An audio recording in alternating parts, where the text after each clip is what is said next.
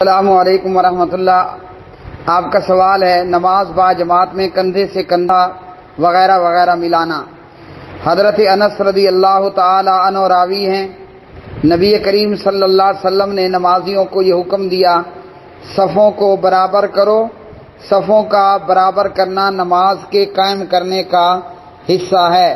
فإن تسویۃ الصفوف من اقامت الصلاۃ، صحیح بخاری کتاب الاذان، باب اقامت الصف من تمام الصلاۃ، صحیح مسلم، ابو داود، ابن ماجہ، مسند احمد، ابن خزیمہ، بہقی، دارمی، شرح السنہ۔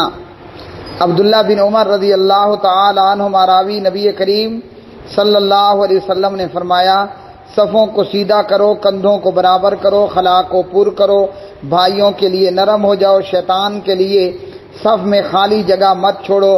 جس نے صف کو ملایا اللہ تعالیٰ اسے ملائے، اور جس نے صف کو کاٹا اللہ اسے کاٹے۔ ابو داود کتاب الصلاۃ، باب تسویۃ الصفوف۔ اسی طرح ابو ہریرہ رضی اللہ تعالی عنہ راوی ہیں، نبی کریم صلی اللہ علیہ وسلم نے فرمایا، امام کو درمیان میں رکھو اور خلا کو پر کرو۔ ابو داود کتاب الصلاۃ، باب مقام الامام من الصف، بہقی وغیرہ۔ حضرت انس رضی اللہ عنہ راوی ہیں، فرماتے ہیں نبی کریم صلی اللہ علیہ وسلم تکبیر تحریمہ سے پہلے ہماری طرف چہرہ کر کے فرماتے، ایک دوسرے کے ساتھ مضبوطی سے مل جاؤ اور برابر ہو جاؤ۔ مسند احمد، صحیح مسلم، ابو یعلا، مصنف عبدالرزاق، ابو وانا اور بہقی۔ نعمان بن بشیر رضی اللہ عنہ راوی، نبی کریم صلی اللہ علیہ وسلم نے فرمایا، اللہ کے بندو اپنی صفوں کو برابر کرو اور ضرور برابر کرو، نہیں تو اللہ تمہارے چہروں کے درمیان میں مخالفت، اختلاف ڈال دے گا۔ صحیح مسلم کتاب الصلاۃ، باب تسویۃ الصفوف و اقامتھا، ابو داود، نسائی، ترمذی، ابن ماجہ، مسند احمد، عبدالرزاق، بہقی۔ تو میرے پیارے بھائی، یہ ہے نماز با جماعت کے لیے حکم۔ حضرت انس رضی اللہ تعالی عنہ راوی ہیں، نبی کریم صلی اللہ علیہ وسلم نے فرمایا، پہلے اگلی صف کو مکمل کرو، پھر اس سے قریبی کو، اور جو کمی رہ جائے وہ پچھلی صف میں ہونی چاہیے۔ ابو داود کتاب الصلاۃ، باب تسویۃ الصفوف، سنن نسائی، مسند احمد، ابن خزیمہ، ابن حبان، ابو یعلا، شرح السنہ۔ جابر بن سمرہ رضی اللہ عنہ راوی ہیں، نبی کریم صلی اللہ علیہ وسلم نے صحابہ کو کہا، فرشتوں کی جیسی صف بناؤ، اور فرشتوں کی صف بنانے کا طریقہ یہ ہے، پہلی صف مکمل کرتے ہیں اور صف کے اندر خوب مل کر کھڑے ہوتے ہیں۔ صحیح مسلم کتاب الصلاۃ، باب الامر بالسکون فی الصلاۃ، ابو داود، نسائی، ابن خزیمہ، مسند احمد، ابن خزیمہ، ابو وانا اور ابن حبان۔ اور ایک اور روایت میں ہے، صحابی فرماتے ہیں کہ ہم کندھے کے ساتھ کندھا ملاتے، قدم کے ساتھ قدم ملاتے، یہاں تک کہ ٹخنے کے ساتھ ٹخنا ملا دیا کرتے تھے۔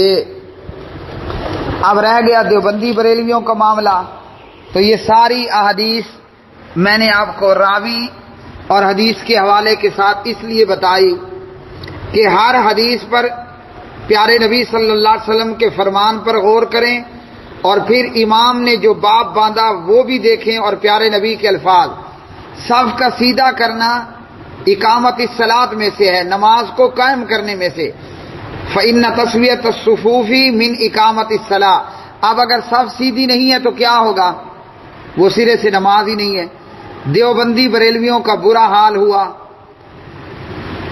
کندھے سے کندھا تو دور کی بات، ہر آدمی کے درمیان میں ایک آدمی کا فاصلہ، اور اگر آپ نے کندھے کے ساتھ کندھا ملایا وہ یوں دور جاتا ہے جیسے ابھی اسے ڈینگی ہونے والا ہے۔ تو میرے پیارے بھائی، ان کی نماز بھی نہیں ہوتی، ان کے پیچھے بھی نماز نہیں ہوتی۔ نماز کے حلیہ کا اور نماز با جماعت میں صفوں کو ملانے کا کھانا خراب کر کے یہ لوگ رکھ دیتے ہیں۔ ایک تو، اور یہ وہ معاملات ہیں جن میں ان کو اختلاف بھی نہیں۔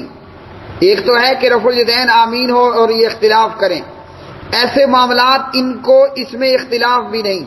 دیوبندی بریلویوں کی مسجد میں جا کر مناظر دیکھ لیں، ہر 2 آدمیوں کے درمیان 1 آدمی کی جگہ خالی ہوگی، اور اگر کوئی اہل حدیث بھولے سے ان کے ساتھ نماز میں کھڑا ہو، کندھے سے کندھا قدم سے قدم ملانے کی کوشش کرے، ساتھ والا دور بھاگنے لگ جاتا ہے. تو میرے پیارے بھائی، کوئی بھی اس قسم کی نماز با جماعت ہو، نماز نہیں ہوگی. اس لیے میں نے آپ کو ایک حدیث میں 10 حوالے پڑھ کر سنائے تاکہ ہمیں نماز با جماعت میں صف بندی کی اہمیت معلوم ہو جائے، اور جہاں صف بندی کا برا حال کیا جائے وہاں نماز نہیں ہوتی. واللہ اعلم الصواب.